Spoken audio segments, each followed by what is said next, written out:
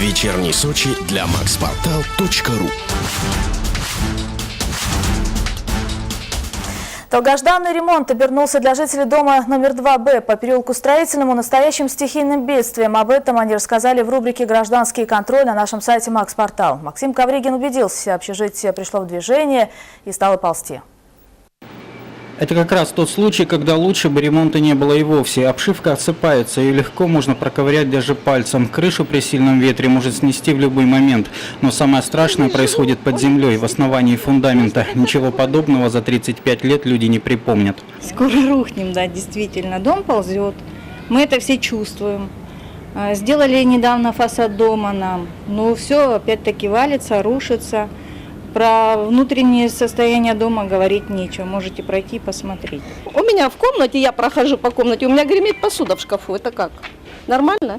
Я ее раздвигаю каждую неделю туда, она опять сдвигается, и все.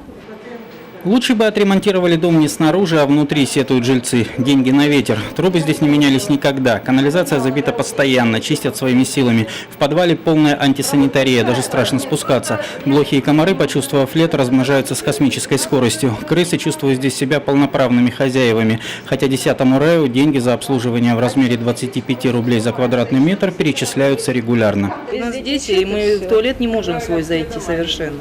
У нас везде плесень, это мы только своими силами ремонтируем, и тогда получается, что у нас более-менее поддержка идет. А так уже давно бы все бы рушилось и текло бы постоянно.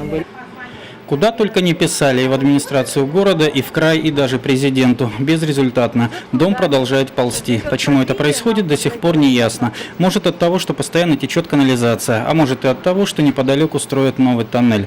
В любом случае жить становится все страшнее. Максим Ковригин, Олег Филаткин, Вечерний Сочи.